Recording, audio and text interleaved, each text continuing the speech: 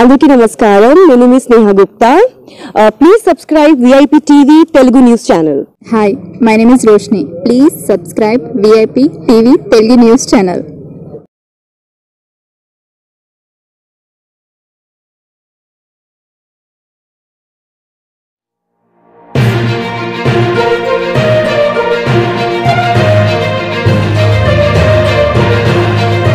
గుంటూరు జిల్లా తెనాలిలో మాజీ మంత్రివర్యులు శ్రీ ఆలపాటి రాజేంద్ర ప్రసాద్ ఆధ్వర్యంలో జరుగుతున్న ఎన్టీఆర్ శత జయంతి ఉత్సవాల్లో భాగంగా ప్రతి శనివారం ఆదివారం ఎన్టీఆర్ వ్యక్తిత్వంపై ఆయన నటించిన సినిమాలపై ఆయన రాజకీయ జీవితంపై జరిగే చర్చా కార్యక్రమంలో ఈరోజు ఆదివారం స్థానిక పెన్షనర్స్ అసోసియేషన్ హాల్లో ఘనంగా నిర్వహించారు.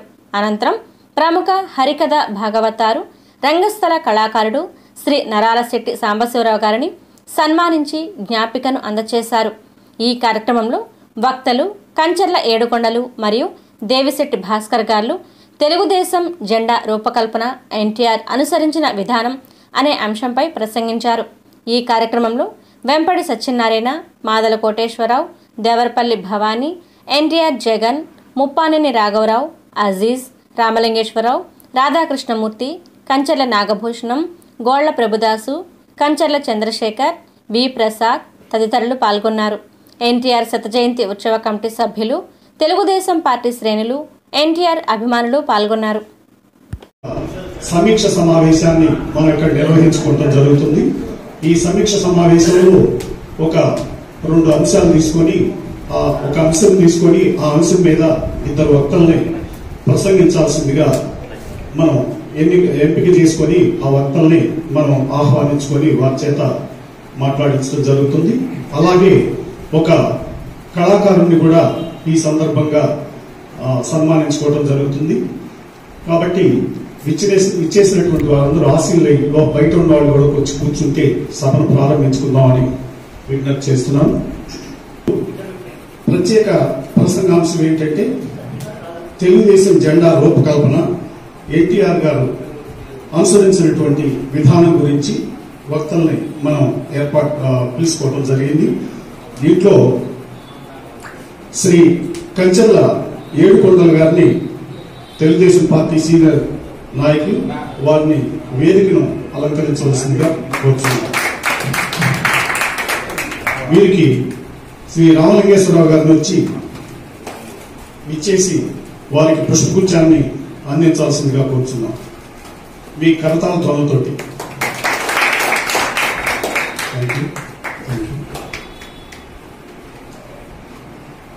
అలాగే ఈరోజు రెండవ వక్తగా శ్రీ దేవిశెట్టి భాస్కర్ గారు ఎన్టీఆర్ వీరాభిమాని, థియేటర్ కమిటీ సభ్యులు, వారిని ఇచ్చేసి సభలో వారి ఆసనాన్ని అలంకరించవలసిందిగా కోరుతున్నాం. వీరికి వేమూరు రాధాకృష్ణమూర్తి గారు వచ్చి పుష్పగుచ్చాన్ని అందించాల్సిందిగా కోరుతున్నాం.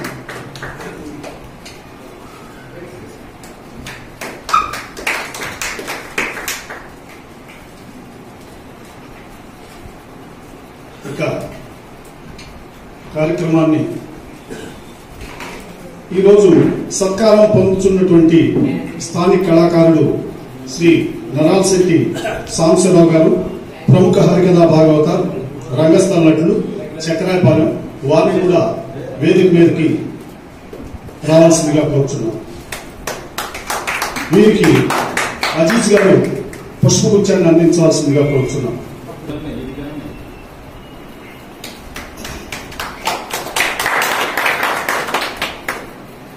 థ్యాంక్ యూ అజీజ్ గారు.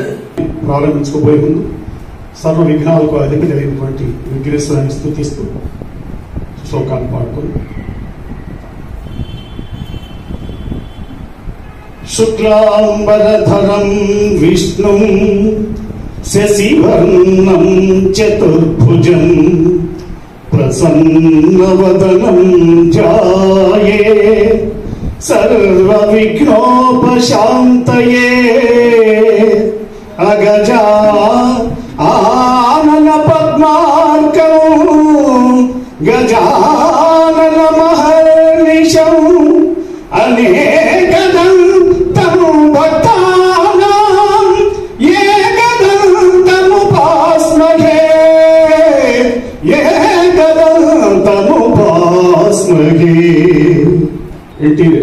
తారక రామారావు గారి చిత్రపటానికి పూలమాల గుర్తుని చేయడానికి అందరినీ రావాల్సిందిగా మా ఎన్టీఆర్ కమిటీ సభ్యులందరినీ కూడా వచ్చేసి మాధవ కోటేశ్వరరావు గారిని జోహార్ ఎన్టీఆర్ వర్ధిల్లాలి ఆల్పాటి రాజా గారి నాయకత్వం ఆల్పాటి రాజా గారి నాయకత్వం ఆల్పాటి రాజా గారి నాయకత్వం జోహార్ ఎన్టీఆర్ జోహార్ ఎన్టీఆర్ వర్ధిల్లాలి ఆల్పాటి గారి నాయకత్వం వర్ధిల్లాలి ఆల్పాటి రాజా గారి నాయకత్వం. Thank you. మనం ఈ కార్యక్రమాన్ని ప్రారంభించబోయే ముందు మనం దీనికి కారకులైనటువంటి వ్యక్తుల్ని మనం ఒక్కసారి స్మరించుకొని వారికి మన కృతజ్ఞతాభివందనాలు తెలియజేసుకోవటం సభా మర్యాదగా అనుకుంటున్నాం. ముందుగా శ్రీ నందమూరి బాలకృష్ణ గారు 2022 మే 28వ తారీఖున తెనాలి ఇచ్చేసి చక్కగా ఈ కార్యక్రమానికి అంకురార్పణ వేసినటువంటి మహాన్నత వ్యక్తి. తరువాత మన డెల్టా టైగర్ అనేటువంటి శ్రీ మాజీ మంత్రివర్యులు శ్రీ ఆలపాటి రాజేంద్ర ప్రసాద్ గారి నేతృత్వంలో, అలాగే బుర్రా సాయిమాధవ్ గారి నేతృత్వంలో మరియు మన పార్టీ కార్యకర్తలు కానీ కమిటీ సభ్యులు కానీ చక్కగా ఈ కార్యక్రమాన్ని నిర్వర్తిస్తూ రోజు రోజుకి దీని యొక్క ఆదరణ పెరుగుతూ దీంతో పాటుగా వీళ్ళు చక్కగా మూడు ప్రదేశాల్లో రోజు అన్నదాన కార్యక్రమం కూడా నిర్విఘ్నంగా నిర్వహిస్తున్నారు. ఇది చాలా చాలా ఉదాహరణ. ఒకరోజు ప్రోగ్రాం చేయడానికే ఓపిక లేని ఈ రోజుల్లో 365 రోజులు ప్రతిరోజు ఎంతో వ్యయప్రయాసాలు కోర్చి ఏం సామాన్యమైన విషయం కాదండి. ప్రతిరోజు ఎంతో ఖర్చుతో కూడుకున్నటువంటి విషయం. ఎంతో కార్యకర్తలందరూ సహకరించి ఈ విధమైన కార్యక్రమాలు చేయటం అంటే నవ్వుతో నా భవిష్యత్ అని మరొకసారి అందరికీ తెలియజేస్తూ మరి వారికి మనం కృతజ్ఞతాభివందనాలుగా మన కరతాళ ధ్వనులతోటి బుర్రా సాయి మాధవ్ గారికి, రాజేంద్ర ప్రసాద్ గారికి, బాలకృష్ణ గారికి మన కృతజ్ఞతాభివందనాలు తెలియజేసుకుంటున్నాం. అలాగే కార్యక్రమంలో భాగంగా ఎన్టీఆర్ గారికి తెలుగుదేశం జెండా రూపకల్పన ఎన్టీఆర్ గారు అనుసరించినటువంటి విధానం మీద మనం ఇద్దరు వక్తల్ని మనం పిలుచుకోవటం జరిగింది. వారిలో ముందుగా దేవిశెట్టి భాస్కర్ గారి ఎన్టీఆర్ వీరాభిమాని. వీరిని వారి యొక్క అనుభూతిని, ఎన్టీఆర్ గారితో ఉన్నటువంటి అనుభూతిని, వారి మీద ఇన్స్పైర్ అయినటువంటి విషయాన్ని వారికి సభకి మనకు తెలియజేస్తారు. వారిని 15 నిమిషాలు స్ట్రిక్ట్ గా చెప్తున్నాను, 15 నిమిషాలు చక్కగా మీరు ప్రసంగించుకోవాల్సిందిగా కోరుతున్నాను. నమస్కారాలండి. వేదికలు అందించిన పెద్దలకి, అందరికీ, టీడీపీ కార్యకర్తలకి, నాయకులకి, ముఖ్యంగా మా ఎన్టీఆర్ జగన్కి, రాఘవరావు గారికి, మాధవ కోటేశ్వర గారికి, ఇతరులందరికీ నా నమస్కారాలు. జగనే నన్ను అడిగితే మేము 40 ఏళ్ళుగా ఫ్రెండ్షిప్ చేసాం. ఎన్టీఆర్ బుక్స్లో తిరిగాము. ఆ రకంగా అనుకోకుండా ఇలా కలిసాము. ఇకపోతే ఎన్టీ రామారావు గారు 300 సినిమాల పైన నటించి తర్వాత ప్రజల సేవ చేయాలనే సంకల్పంతో ఇలా టీడీపీ పార్టీ ఆవిర్భావం చేశారు. దానికి చిహ్నంగా మామూలుగా ఈ నాగలి, చక్రం, పేద ఇల్లు. ఈ నాగలి అనేది రైతులు చిహ్నం, ఈ ఇల్లు పేదలకు సంబంధించింది. ఇక చక్రము కార్మిక ఘర్షణపై, పసుపు అనేది శుభసూచకం దానికి సంబంధించింది. కాబట్టి ఆయన ఆ లోపాన్ని రూపొందించారు. ఆ రకంగా పార్టీ పెట్టి 9 నెలల్లోనే మన సీఎం అయ్యారు. అఖండ విజయంతో ఆంధ్రప్రదేశ్ ఈ సీఎం అయ్యి చాలా బాగా పరిపాలన చేశారు. ఈ రకంగా చేస్తూ చదువుకుని ఆ బడుగు పేద ప్రజలకి అందరికీ మంచి హెల్ప్ గా ఉన్నారు. నాకు కొంచెం ఇంకా ఫస్ట్ టైం మాట్లాడతాం, తప్పుగా మాట్లాడతాం అనుకోకండి. ఇక కంటిన్యూషన్ వచ్చేసి మంచి పరిపాలన తీసుకురావాలని నా యొక్క అభిలాష. ఇప్పుడు ఇలాంటి కార్యక్రమాలు చేయడంలో ముందుగా మన బాలకృష్ణ గారిని, రాజా గారిని, బుర్రా సాయి మాధవ్ గారిని, తెనాలి టీడీపీ నాయకులందరికీ నా నమస్కారాలండి. ఇంకోసారి సినిమా చెప్పుకుంటాను, ప్రజెంట్ ముగిస్తున్నాను. సారీ, అది వాస్తవం. 9 నెలల్లో ఎన్టీ రామారావు గారు పార్టీ స్థాపించి అఖండమైనటువంటి మెజారిటీ తోటి ఆయన ఇంకా ఎదురు లేకుండా పాలించినటువంటి మహనీయుడు. ఇట్లా ప్రపంచంలో ఇక అటువంటి వ్యక్తి నవ్వుతో నా భవిష్యత్ లేడనేది నిరూపించాడు. చక్కగా వివరించాడు. కొత్తగా మాట్లాడటం ఇబ్బందికరమైన అనుకున్నా కానీ తర్వాత ఆయన చూస్తుంటే ఎంత స్ఫూర్తి అయితే నాకు ఎన్టీ రామారావు గారిని చూస్తుంటే అసలు పద్యాల్లో ఆ టెంపో ఇవాళ మధ్యాహ్నం చెప్తున్నాడు. కృష్ణార్జున యుద్ధమా? కృష్ణార్జున యుద్ధం అసలు అర్థనశాల కానీ కృష్ణార్జున యుద్ధం కానీ అసలు ఒళ్ళు పొంగుద్దన్నమాట మనం చూస్తుంటే. దానిలో బృహన్నల పాత్ర ధరించి యుద్ధానికి వెళ్తూ వాళ్ళకి ఈ గో సంరక్షణ కోసమని తను తీసుకొని యుద్ధానికి వెళ్తే అక్కడ సుయోధనుడిని వాళ్ళందరినీ చూసి ఈ ఇన్స్పైర్ అయ్యి ఒక పద్యం పాడతాడన్నమాట. ఈ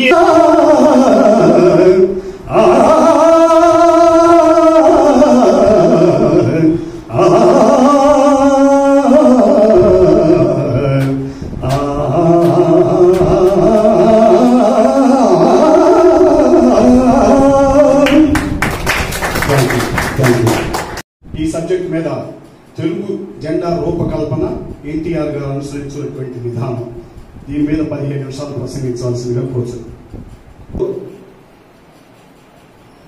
స్వర్గీయ అన్న నందమూరి తారక రామారావు గారి శత జయంతి ఉత్సవాలలో భాగంగా మన తెనాలిలో సంవత్సరం కాలం పాటు మన నాయకులు మాజీ మంత్రివర్యులు శ్రీ ఆలపాటి రాజేంద్ర ప్రసాద్ గారు సారథ్యంలో ప్రపంచంలో, దేశంలో, ఈ రాష్ట్రంలో ఎక్కడా జరగని విధంగా 365 రోజులు ఈ జయంత్యోత్సవాలు జరపాలని ఒక నిర్ణయం తీసుకోవటం, దాంట్లో భాగంగా ప్రతి శని ఆదివారం రోజు ఇక్కడ మనం ఆయన జీవిత విశేషాలు, సినీ పరిశ్రమ గురించి, రాజకీయం గురించి మనం విశ్లేషించుకోవడం, తెలియని విషయాలను పెద్దల చేత చెప్పించడం, చర్చించుకునే అవకాశం కల్పించినందుకు మొదటిగా ఆలపాటి రాజేంద్ర ప్రసాద్ గారికి ధన్యవాదాలు తెలియజేస్తా ఉన్నా. ఒక అంశం మీద, ఒక నాయకుడి మీద ఒక సంవత్సరం కాలం పాటు చర్చించడం అంటే అది సామాన్యమైనటువంటి విషయం కాదు. అటువంటి అవకాశం మనకు కల్పించినందుకు తెనాలి ప్రాంతంలో ఉన్న మన అందరం కూడా గర్వించదగ్గ అంశంగా మొదటగా మనందరం కూడా భావించాల్సినటువంటి విషయం. అయితే ఈరోజు నాకు ఇచ్చినటువంటి అంశం తెలుగుదేశం పార్టీ జెండా రూపకల్పనలో ఎన్టీ రామారావు గారు అనుసరించినటువంటి విధానం. సహజంగా ఆయన 60 సంవత్సరాల వయసు వచ్చేంత వరకు కూడా సినీ పరిశ్రమలో ఈ సమాజంలో ఉన్నటువంటి రుగ్మతులను కానీ, సమాజంలో ఉన్నటువంటి ప్రజల జీవన విధానాన్ని గురించి కానీ, తాను నటించినటువంటి సినిమాల్లో పాత్రలు తను మహారాజు దగ్గర నుంచి కటిక పేదవాడి దగ్గర వరకు కూడా ప్రతి పాత్రని ఆయన ఉచ్చ స్థితిలో అత్యున్నతమైనటువంటి హీరోగా ఉన్నప్పుడు కూడా కటిక పేదవాడి పాత్ర కూడా వేసి, అలానే గతంలో రాజులు పరిపాలనా విధానం, పౌరాణిక సినిమాలు సమాజానికి అవసరం, వాటిని అన్నింటినీ కూడా నటిస్తూ ఈ సమాజంలో ఉన్న సమస్యల్ని తన నాట్యం ద్వారా, నటన ద్వారా, సినిమాల ద్వారా మొదటిగా ప్రజలను మేల్కొల్పినటువంటి సందర్భం. ఆ తర్వాత ఈ సమాజంలో ఉన్నటువంటి ప్రజల జీవన విధానాన్ని తాను గమనించినటువంటి అంశం. అప్పుడే 1982 మార్చి 29వ తేదీన తెలుగుదేశం పార్టీ రూపకల్పన చేసి ప్రకటించినటువంటి తేదీ. ఒక పార్టీ స్థాపించాలంటే ఆ పార్టీకి కొన్ని నియమాలు, నిబంధనలు, ప్రజల్లోకి తీసుకెళ్లే దానికోసం దానికి ఒక జెండా, ఎజెండా, వీటిని అన్నింటినీ కూడా రూపొందించుకోవాల్సినటువంటి అవసరం ఉంది. 82లో అంటే భారతదేశంలో కేంద్రంలో ఇందిరాగాంధీ గారి హయాంలో కాంగ్రెస్ పార్టీ ఒక తిరుగులేని నాయకురాలుగా, తిరుగులేని పార్టీగా ఇంకొక పార్టీ తరఫున నేను నాయకుడిని చెప్పుకోవడానికి కూడా భయపడేటువంటి దారుణమైనటువంటి పరిస్థితులు ఉన్న సమయంలో స్వర్గీయ అన్న నందమూరి తారక రామారావు గారు తెలుగుదేశం పార్టీని అనౌన్స్ చేయడం జరిగింది. ఇది త్వరగా ప్రజల్లోకి తీసుకెళ్లే దానికోసం మొదటిగా ఒక పతాకాన్ని, జెండాన్ని రూపకల్పన చేయాలి.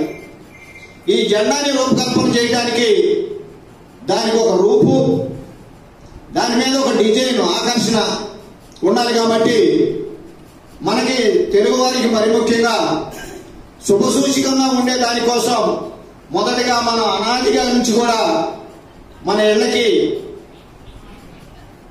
గడపలకు కానీ, దర్వాజాలకు కానీ, దేనికైనా కానీ శుభసూచికంగా పసుపును మనం ఎక్కువగా వాడుతూ ఉంటాం.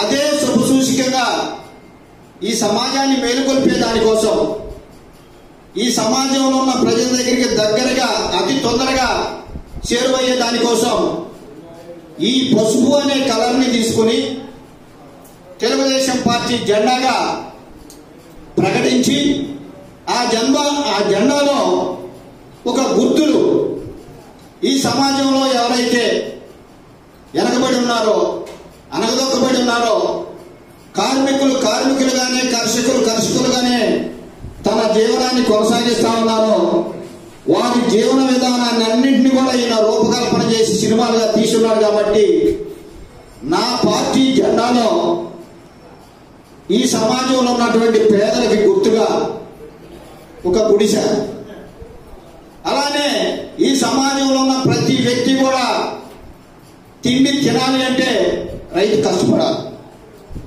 రైతు కష్టపడాలంటే పొలాన్ని దున్నాలి, సాగు చేయాలి. రైతుకి ఆ రోజుల్లో ఈ రోజులాగా యంత్రాలు లేవు.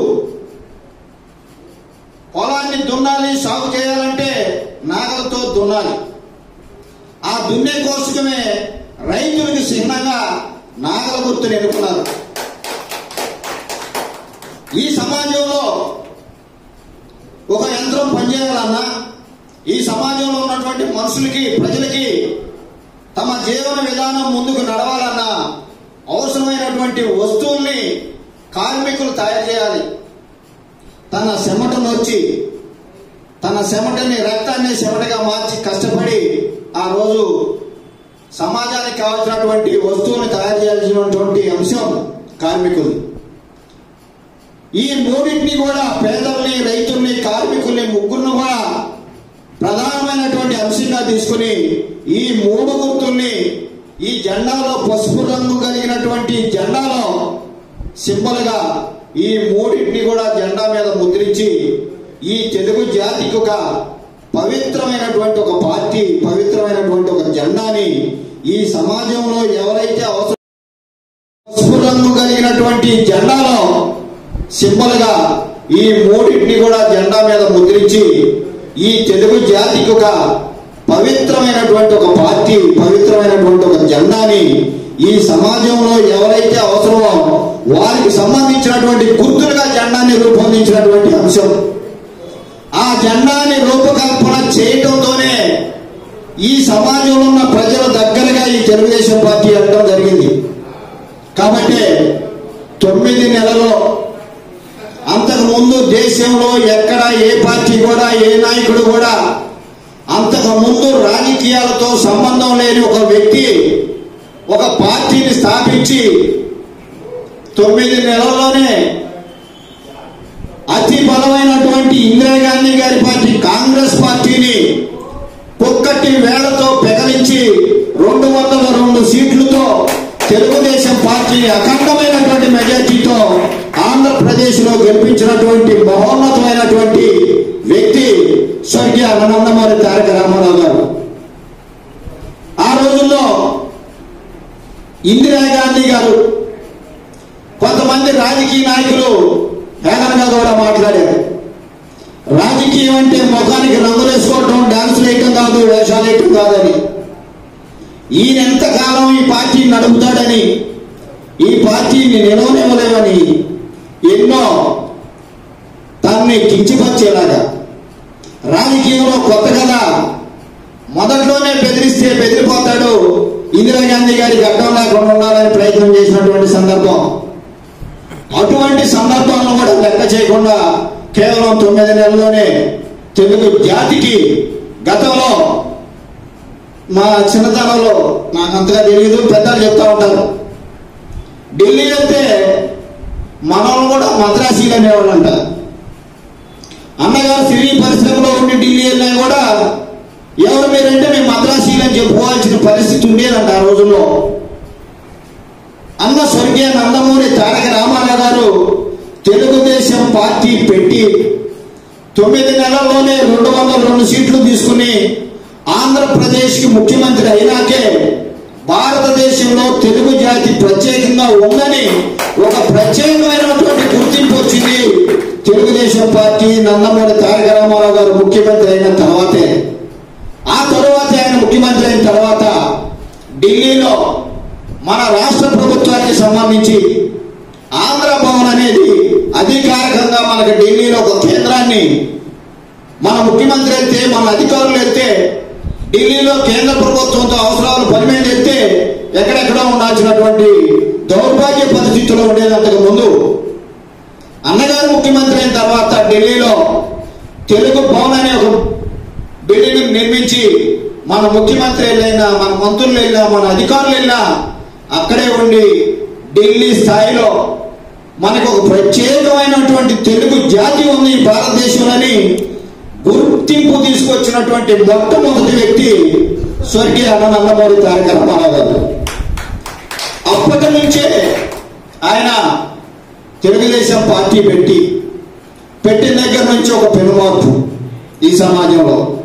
ఈ పెనుమార్పునికి కారణం ఈ రోజు వరకు కూడా ఏ పార్టీ చెప్పినా, గతంలో రాజశేఖర రెడ్డి గారు ముఖ్యమంత్రిగా ఉన్నప్పుడు అమలు జరిపినటువంటి కొన్ని కార్యక్రమాలు, అంతకుముందు సామాజిక న్యాయం అనే అంశాన్ని ఊరిగా ఎక్కడో మాట్లాడుకోవడానికి అతి తక్కువగా కూడా వినిపించే మాటల్లో కూడా రాజకీయ నాయకులు నోటంట. తెలుగుదేశం పార్టీ పెట్టిన తర్వాతే భారతదేశంలో డాక్టర్ బిఆర్ అంబేద్కర్ గారు రచించిన రాజ్యాంగం ప్రకారం ఈ సమాజంలో ఎంతమంది అయితే ఉన్నారో, ఎన్ని కులాలు అయితే, వర్గాలు, మతాలు, వర్ణాలు ఉన్నారో వారి అందరినీ కూడా ఈ రాజకీయంలో భాగస్వామ్యం చేయాలన్న ఉద్దేశంతోనే భారతదేశంలోనే మొట్టమొదటిసారి సామాజిక న్యాయం అనే అంశాన్ని అమలు జరిపినటువంటి పార్టీ తెలుగుదేశం పార్టీ, స్వర్గీయ అన్న నందమూరి తారక రామారావు గారు. ఆయన రాజకీయాల్లోకి వచ్చిన తర్వాతనే ప్రతి అతి సామాన్యుడు కూడా రాజకీయం గురించి చర్చించుకునేటువంటి అంశం. గతంలో చిన్నప్పుడు చూస్తా ఉండేవాళ్ళని, ఏ ఎలక్షన్ వచ్చినా, ఏ జరిగినా పల్లెల్లోకి దళితులకి, బీసీలకి, మైనార్టీలకి తెలిసేది కాదు. ఊళ్ళో ఎవరో 2-3 పెత్తందారులు ఉండేవాళ్ళు. ఆ 2-3 పెత్తందారులే మన పార్టీ తరఫున ఫలానా క్యాండిడేట్ ఉన్నాడు, అదే స్థానిక సంస్థలకైనా సరే ఫలానా వాళ్ళు పెట్టే వాళ్ళందరూ తీసుకొచ్చి ఓటేది. అసలు ఆయన ఏ పార్టీ, ఆయన సమాజానికి ఏం చేశాడు, ఏం చేస్తాడు, సమాజం మీద దీనికి అవగాహన ఉందా లేదా, గతంలో ఏమైనా పదవులు చేశారా చేయలేదా, చేయడానికి అవకాశం ఇద్దామా లేదా అనే పరిస్థితి లేదు. అట్లా కాకుండా 87లో మండలిక వ్యవస్థను తీసుకొచ్చి, గతంలో తాలూకాలుగా ఉంటే కొన్ని వందల గ్రామాలకు తాలూకా కింద కొన్ని మైళ్ళ దూరం వెళ్తే కానీ అధికారులు కలవడానికి అవకాశం ఉండేటువంటి పరిస్థితి. అట్లా కాకుండా 87లో మండలిక వ్యవస్థను తీసుకొచ్చి, పరిపాలన తీసుకొచ్చి ప్రజలకి అతి చేరువలో దగ్గరగా పెట్టి పరిపాలన విధానాన్ని ప్రజల వద్దకు తీసుకొచ్చినటువంటి మొట్టమొదటి వ్యక్తి స్వర్గీయ అన్న నందమూరి తారక రామారావు గారు. గతంలో ఎమ్మెల్యేలుగా, మంత్రులుగా ఎన్నిసార్లు చేసినా వారిని కలవాలంటే ఏ చిన్న పని ఉంటే హైదరాబాద్ వెళ్ళాలి, ఎమ్మెల్యే క్వార్టర్స్కి వెళ్ళాలి.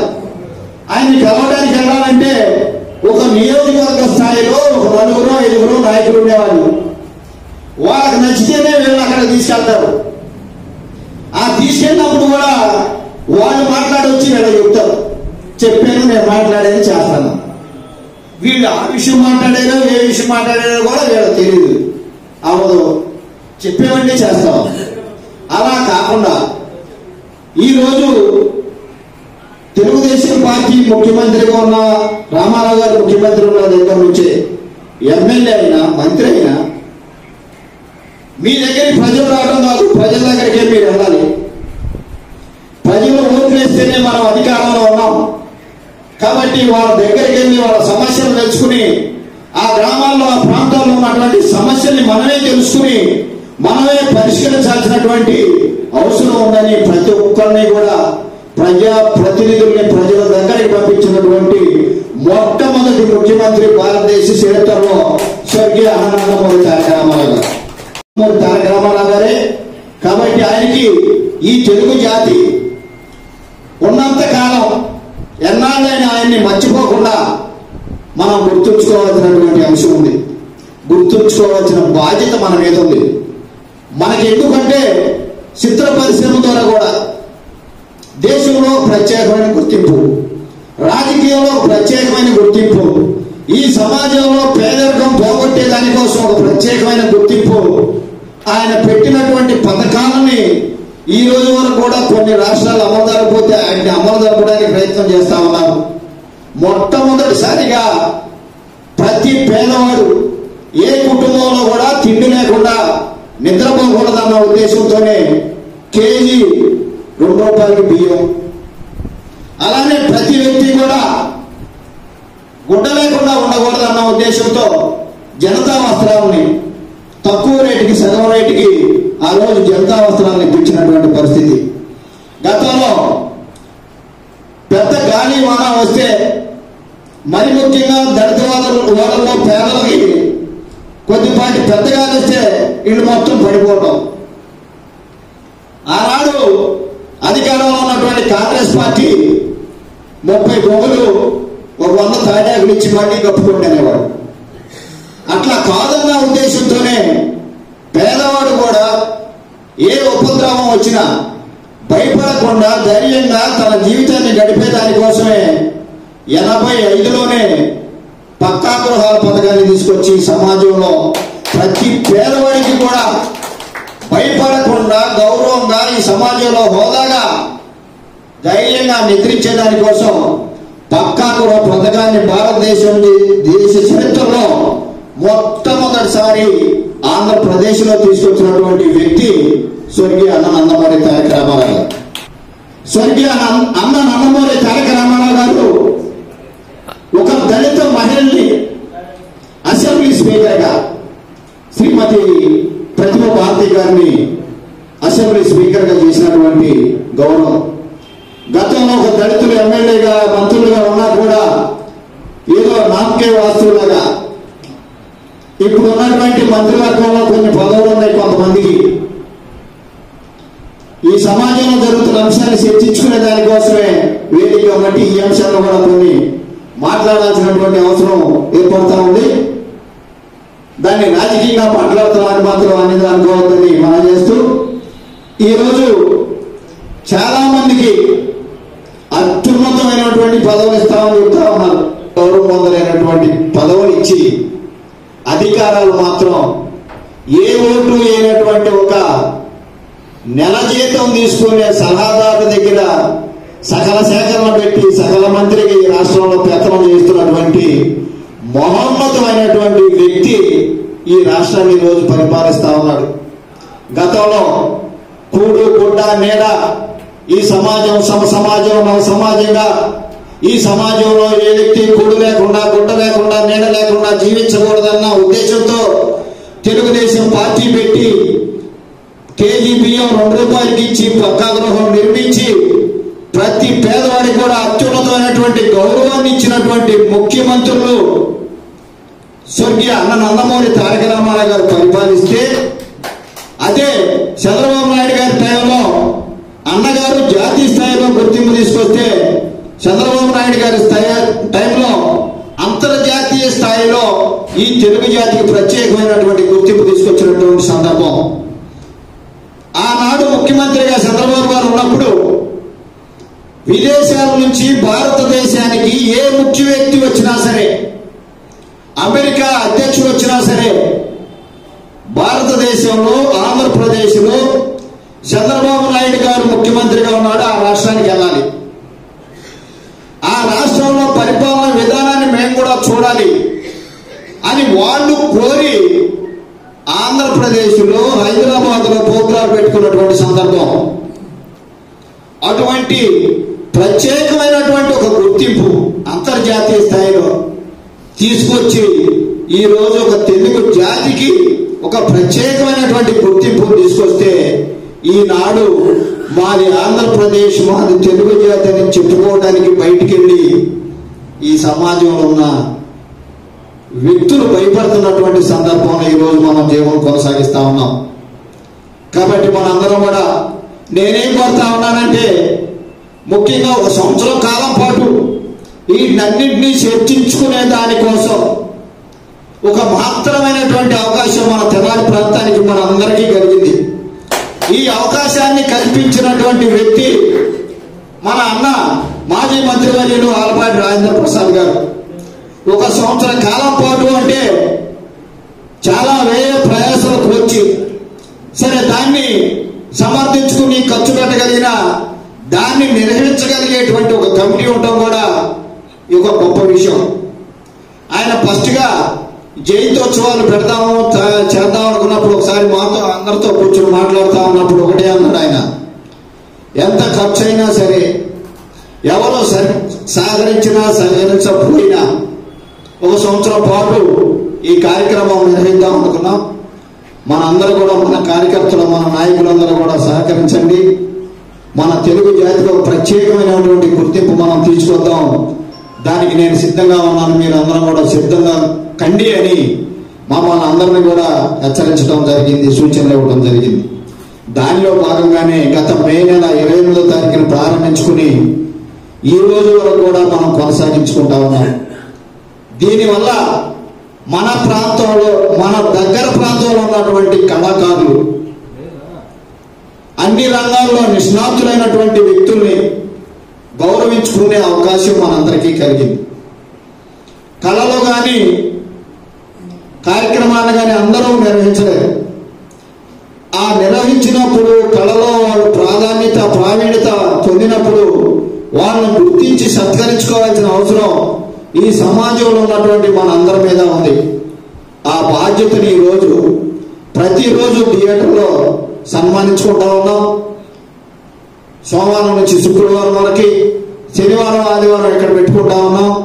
కాబట్టి ప్రతి ఒక్కరిని కూడా మనం ముందుకు తీసుకెళ్లే దానికోసం అన్నగారి ఆలోచన విధానాన్ని, అన్నగారు ఏదైతే కోరుకున్నారో ఈ సమాజం అందరూ కూడా సుఖ సంతోషాలతో ఆయుర ఆరోగ్యాలతో ప్రతి ఒక్కరు కూడా కడుపు నిండా అన్నం తిని మంచి ఇంట్లో ఉండి ఈ సమాజంలో ఎవరూ తక్కువ కాదు, ఈ సమాజంలో ప్రతి మనిషి సమానమేనని చెప్పి, మరి ముఖ్యంగా ఈ సమాజంలో సగభాగమైనటువంటి మహిళలు, ఈ మహిళలకి 85లో ముఖ్యమంత్రి అయినప్పుడు గతంలో ఆడపిల్లలకు పెళ్లి చేసి పంపించేస్తే ఆస్తిలో హక్కు ఉండేది కాదు.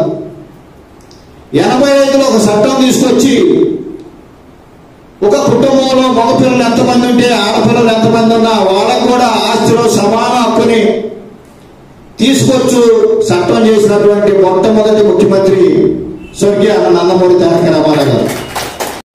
తన ముందు చూపుకి ఈ తెలుగు జాతి మొత్తం ఎప్పటికీ రుణపడి ఉండాలని కోరుకుంటూ నాకు ఈ రోజు ఈ అవకాశం ఇచ్చి అన్నగారి గురించి మాట్లాడే అదృష్టాన్ని కల్పించినందుకు మన అన్న ఆలపాటి రాజేంద్ర ప్రసాద్ గారికి, ఈ కమిటీ ఈ కార్యక్రమాన్ని నిర్వహిస్తూ ఉన్నటువంటి కమిటీ సభ్యులందరికీ కూడా నా ధన్యవాదాలు తెలియజేసుకుంటూ సెలవు తీసుకుంటా ఉన్నా. దేశాన్ని పరిపూర్ణంగా చక్కగా ఆవిష్కరించడం ఆయన యొక్క గొప్పతనం తెలుస్తుంది. అందరూ వారిని ఒక్కసారి కరతాల ధ్వనులతోటి అభినందించాల్సిందిగా కోరుతున్నాను. ఎన్టీఆర్ గారు పాత 3 అంశాలు, కూడు గుడ్డ నీడ, ప్రతి వాళ్ళకి ప్రతి అట్టడుగున్నటువంటి వర్గాలు ఎవరైతే ఉంటారో ప్రతి వాళ్ళకి అవి చేకూరాలని అద్భుతమైనటువంటి వాటిని ప్రవేశపెట్టి కొనసాగించడం ఎంత కష్టతరమైనటువంటి విషయం ఎవరు ఎన్ని చెప్పినప్పటికీ కూడా అట్లా కొనసాగించి ప్రజల్లో అత్యంత ఆదరణ పొందడం జరిగింది. శ్రీ నరాల శెట్టి సాంబశివరావు గారు భాగవతార్, వీరి గురించి రెండు మాటలు మాట్లాడిన తర్వాత వారికి సన్మానం గ్రహీత కాబట్టి ఈ రోజు వారిని మనం సన్మానించుకుందాం. వీరు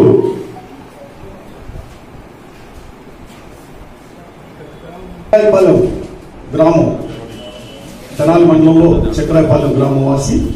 వీరు నాటకాల్లో శ్రీరాముని పాత్రలుగా శ్రీరామాంజనేయుడు, తరువాత పాదుకా పట్టాభిషేకం ఇటువంటి పౌరాణిక నాటకాలలో నటించడం జరిగింది. తరువాత హరికథ ముఖ్యాంశంగా తీసుకొని చక్కగా రామాయణ భారతంలోని కథల్ని అంశాలుగా తీసుకొని అనేక ప్రదర్శనలు రాష్ట్ర వ్యాప్తంగా తర్వాత ఇతర రాష్ట్రాల్లో కూడా ప్రదర్శన చేసి ఎంతో కళాకారుడిగా మంచి పేరు ప్రఖ్యాతలు ఘటించినటువంటి ఈ సాంబశివరావు గారికి ఈ రోజున మనం సన్మానించుకోవడం జరుగుతుంది. ఈ సన్మానం మన కంచెల ఏడుకొండల గారు తర్వాత భాస్కర్ గారిని వారిని సన్మానించవలసిందిగా శాలువాతోటి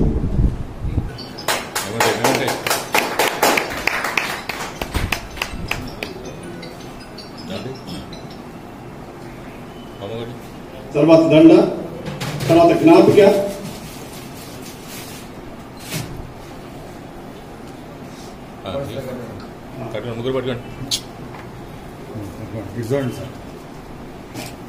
తర్వాత నూతన వస్త్రాలు,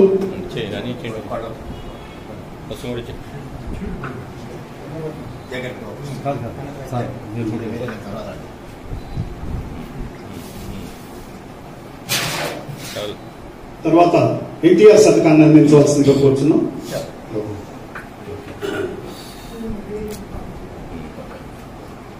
కంచెల ఏడుకొండల గారికి, దేవిశెట్టి భాస్కరరావు గారికి సన్మానించాల్సిందిగా కోరుచున్నాం.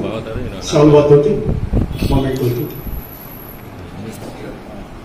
మీ తాలూకు బంధువులు కానీ స్నేహితులు కానీ ఉంటే కంచెల చంద్రశేఖరరావు గారిని వేదిక వారికి వచ్చి ఈ కార్యక్రమంలో పాల్గొనవలసిందిగా కోరుచున్నాం. సత్కరిస్తూ జరుగుతుంది. తర్వాత ఎన్టీఆర్ శతకం,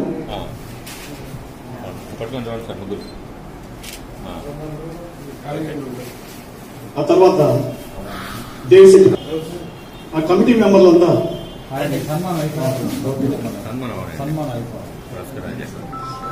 మొమెంటో అజీజ్ గారి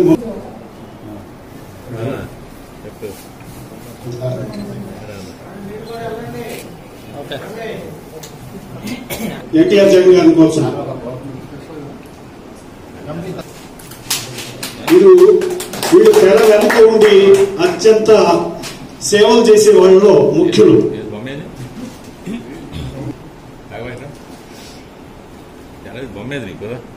మీరు పెద్దనా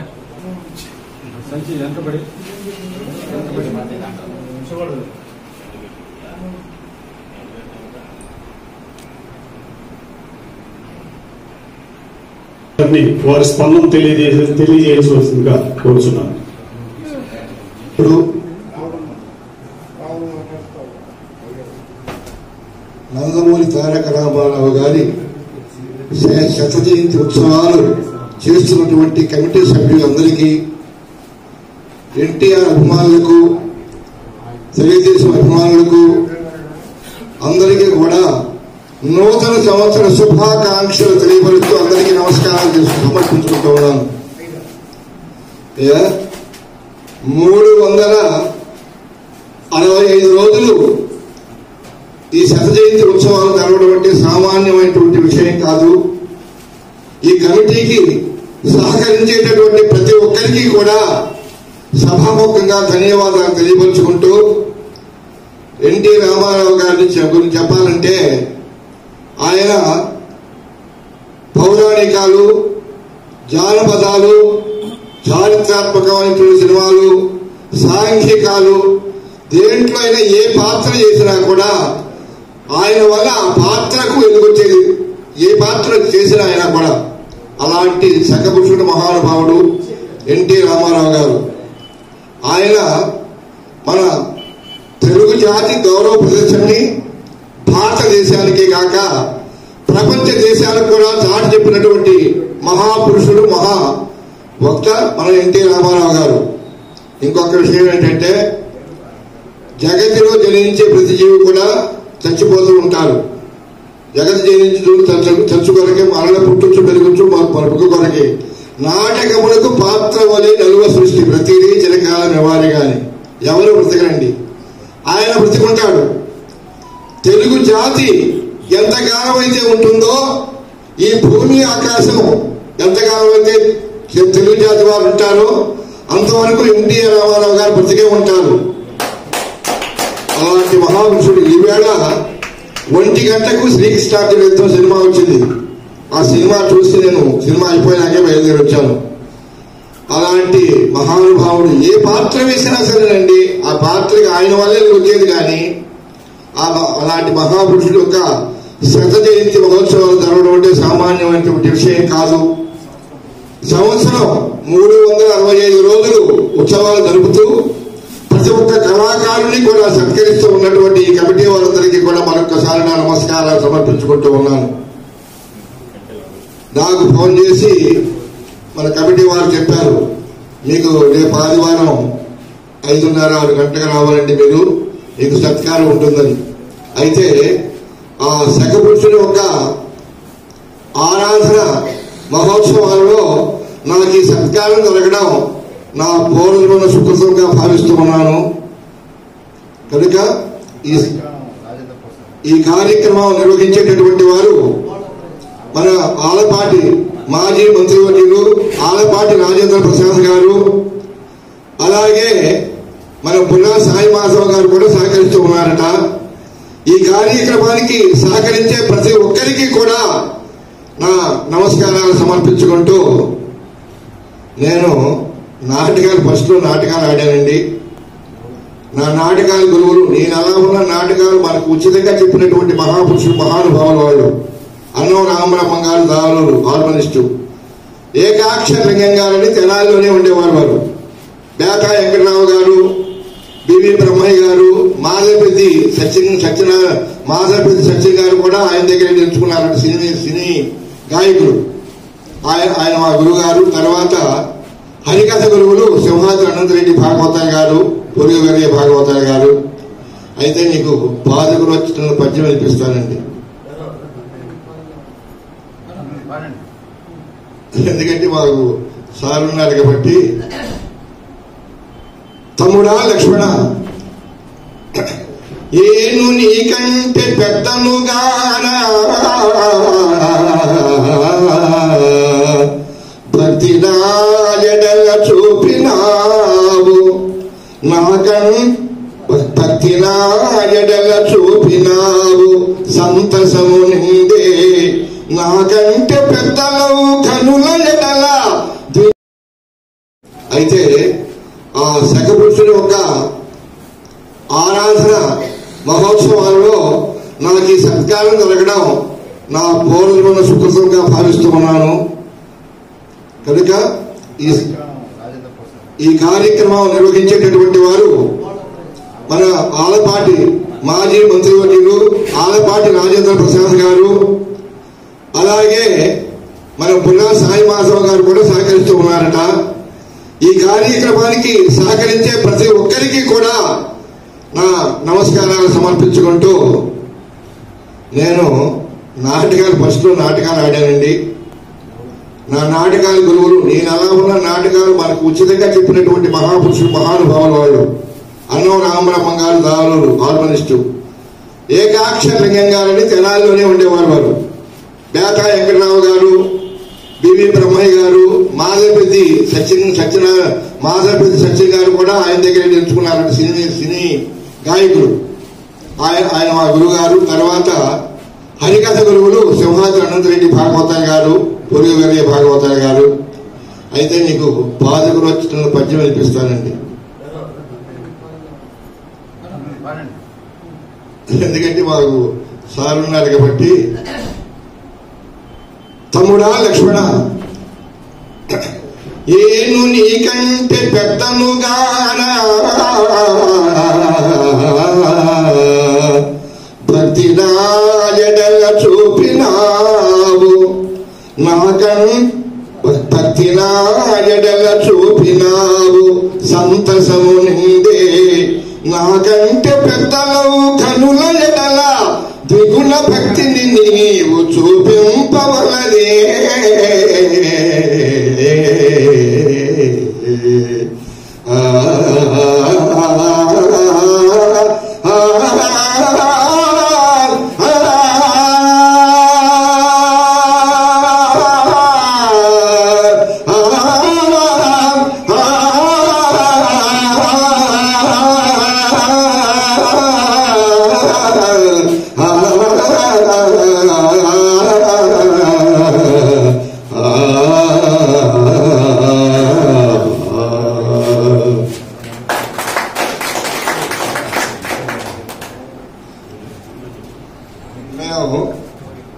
మన ఎన్టీఆర్ గారు బై ఎలక్షన్స్ అప్పుడు కూడా మా కళాకారుల బృందం తీసుకుని వెళ్ళారు.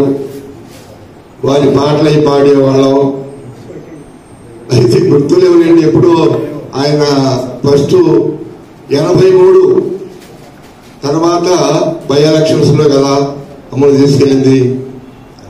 అడుగో అల్లడుగో తారక రాముడు, అడుగో అల్లడుగో తారక రాముడు, 6 కోట్ల ఆంధ్రుల అభిమానధనుడు, అడుగో అల్లడుగో తారక రాముడు.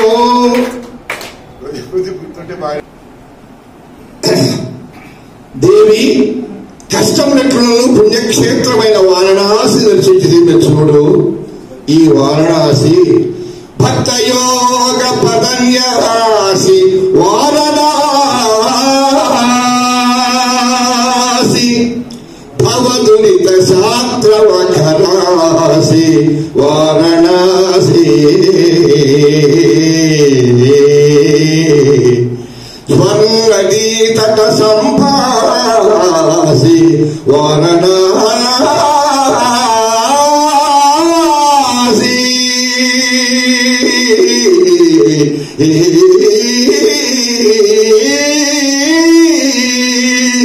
పావన క్షేత్రముల వాసి, పావన క్షేత్రముల వాసి వారణాసి.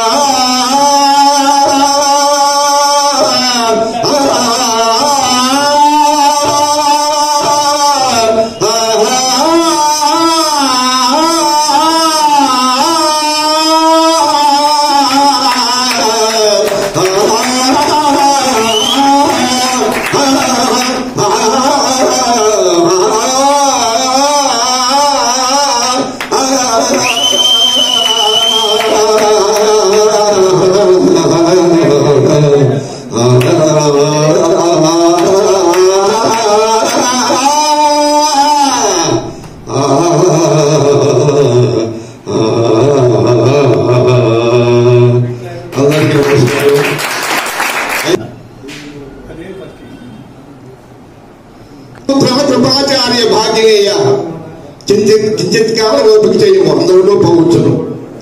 బాబా చూచితివి కదా నీ కొల్లు కూటము క్రమక్రమము 2 కోటముగా పరిణమించుదేమయ్యా. నీ దయ వల్ల తోడుకొచ్చింది మహానుభావ అన్నాడు దుర్యోధనుడు. నా దయ వల్ల కాదు కాదు, నీ అవివేకం వల్ల తోడుకొచ్చింది. 11 ఉండగా చెప్పబో వాక్యములు కూడా అల్పము. చెల్లియా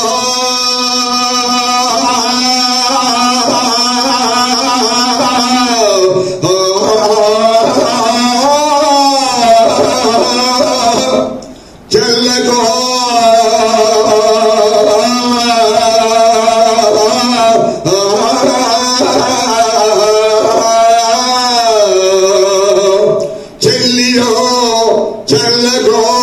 చెల్లియో చల్లకు తమకు చేసిన ఎగ్గులు సైతిరందరూ తొల్లి గతించే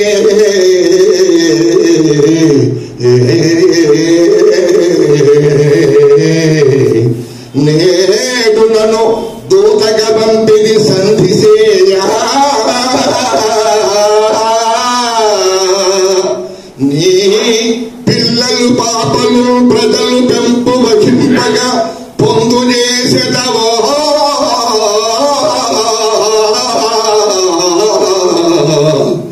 ఎల్లి రంబె కూర్చెదవో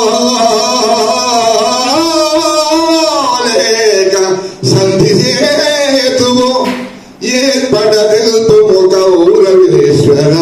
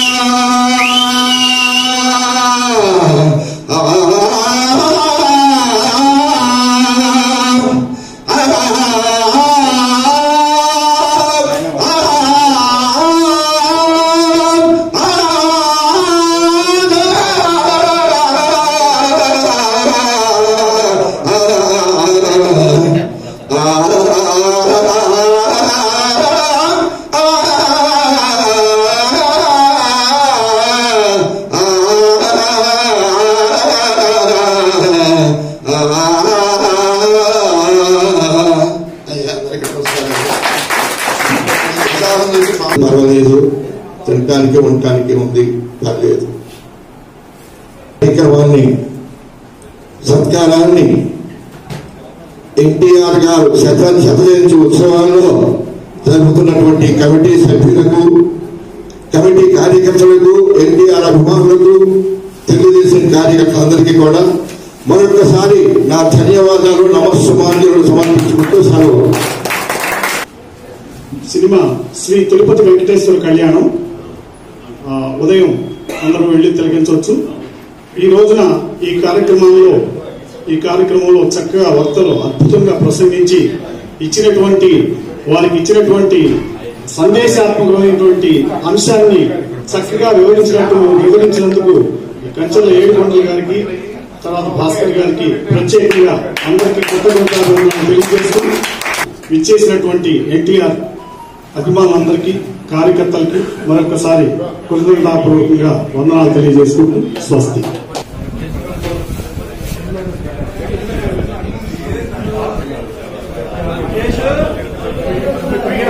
Hi, I'm Sneha Gupta and please subscribe VIP TV Telugu News Channel. Please subscribe to VIP channel. Please subscribe VIP channel.